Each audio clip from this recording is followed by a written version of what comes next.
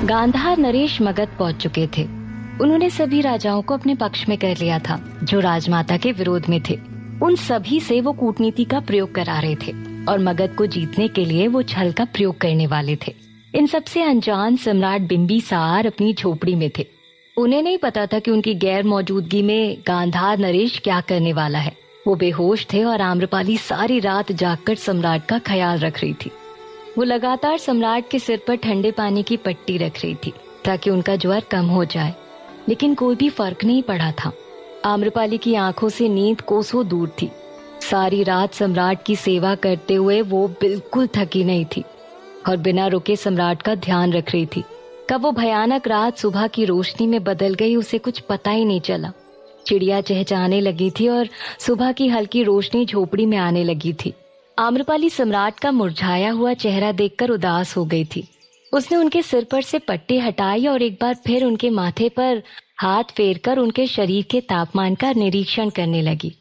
उनके माथे को सहलाते हुए आम्रपाली के चेहरे पर हल्की सी मुस्कान आई और उसने भगवान को आभार व्यक्त करते हुए कहा, धन्यवाद प्रभु, सम्राट का ज्वर तो उतर गया है, बस अब आप सम्राट को पहले की तरह ठीक कर दीजिए। ये बोलकर उसने सम्राट के हाथ को उठाकर अपने हाथ से थाम लिया और उसे अपने दूसरे हाथ से ढक लिया। उसकी आंख में आंसू थे।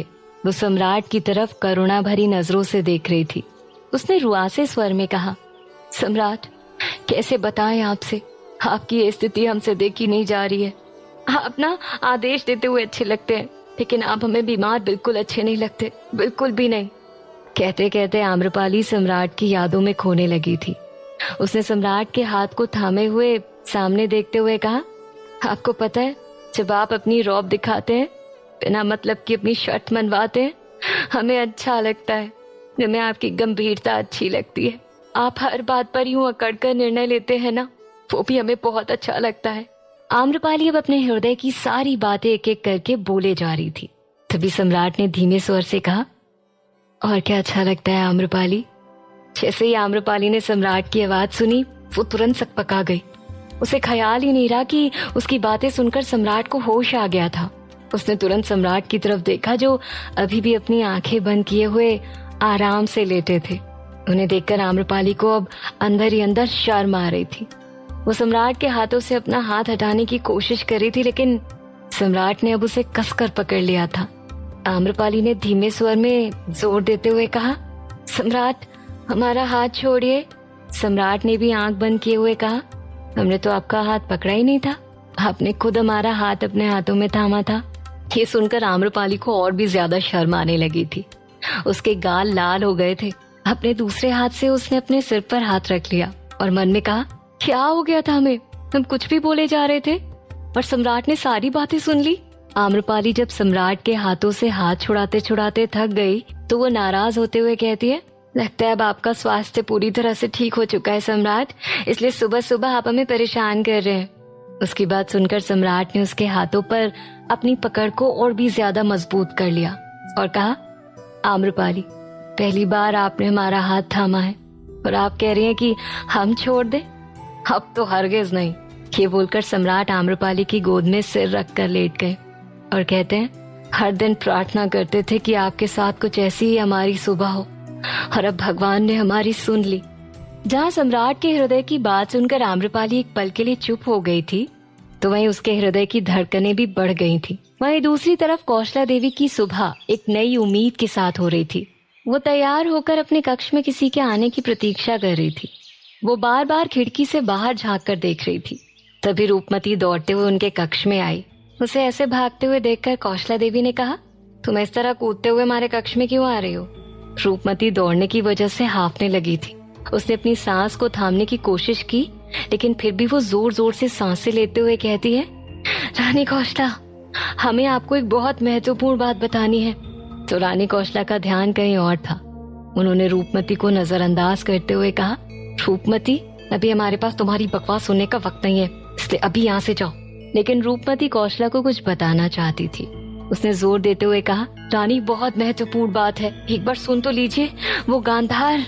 रूपमती ने गांधार का नाम लिया ही था कि तभी रानी कौशला के कक्ष में उनका गुप्तचर प्रवेश करता है, इसलिए रानी कौशला का पूरा ध्यान उसकी तरफ चला गया। और वो गांधार शब्द सुन भी नहीं पाई। वो तुरंत उस सैनिक की तरफ बढ़ गई, लेकिन रूपमती अभी भी वहीं खड़ी रही और खुद से कहती है, कैसे बताएं रानी कौशला को कि वो गांधार नरेश पाटलिपुत्र के महल में रुका हुआ है और वहां के राजा के साथ मगध के खिलाफ योजना बना रहा है। तभी रानी कौशला ने उस सैनिक से कहा, तुमने हमारा कार्य पूर्ण किया या नहीं? तो इस सैनिक ने अपने हाथ में रखा एक संदेश रानी कौशला की तरफ बढ़ा दिया, जिसे देखकर रानी की आंखों में खुशी की चमक दौड़ पड़ी। उसने तुरंत वो संदेश लिया और कहा, प्रशंसनीय। इसका मतलब अजात शत्रु को जो पत्र अंतेनाग भेजने वाला था वो ये है। सैनिक ने कहा, जी महारानी।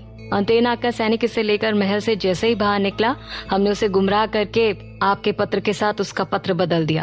अब युवराज अजात शत्रु को मगध में क्या चल रहा है कुछ भी नहीं पता चलेगा।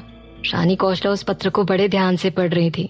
एक तरफ रानी कौशला ने अजात शत्रु के पास भेजे जाने वाले संदेश को बदल दिया था, तो वहीं दूसरी तरफ गांधार नरेश पाटलिपुत्र के राज सिंहासन पर खुद बैठा हुआ था।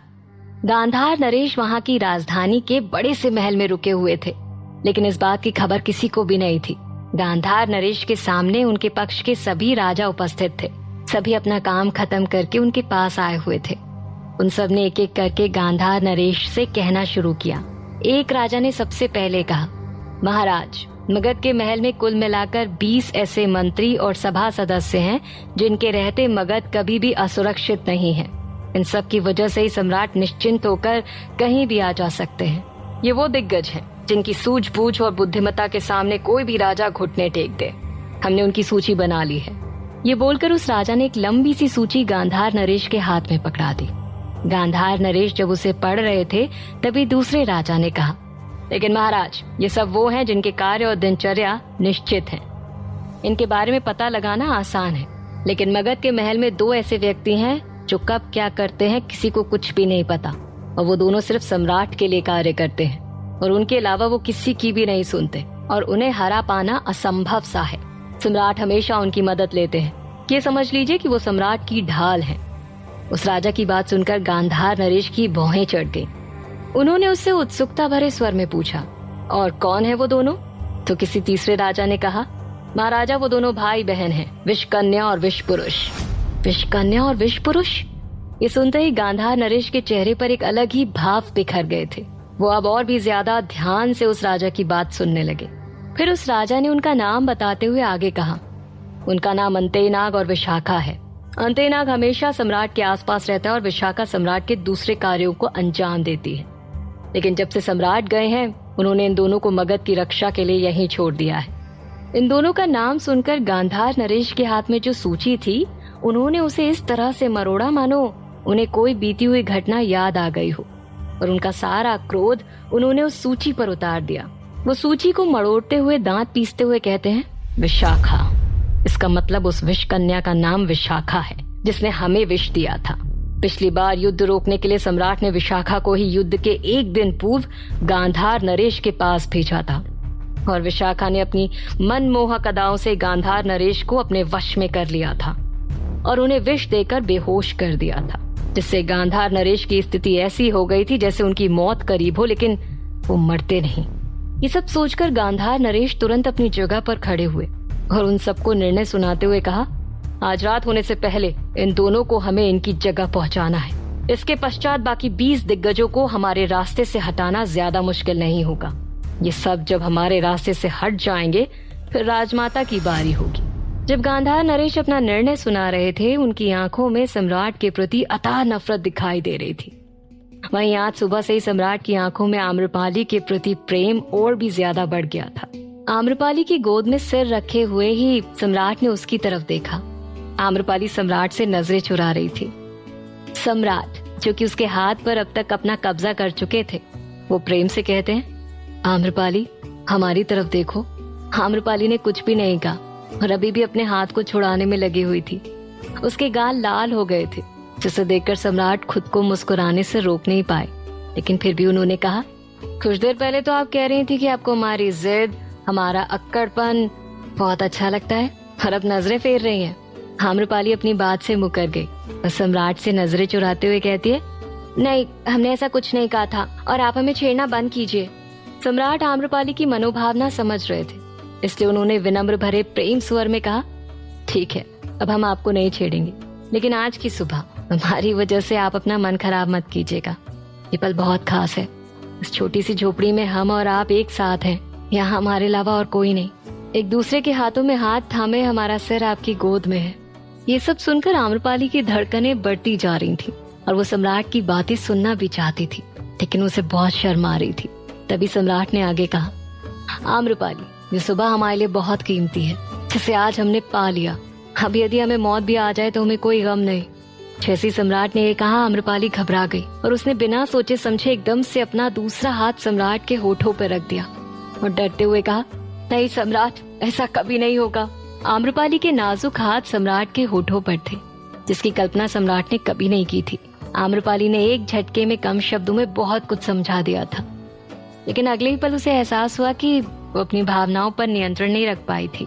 इसलिए उसने अपनी बात को संभालने की कोशिश की और कहा, हमारा मतलब है कि आपके पास अभी बहुत सारी जिम्मेदारियां हैं सम्राट, इसलिए आपको कुछ नहीं होगा।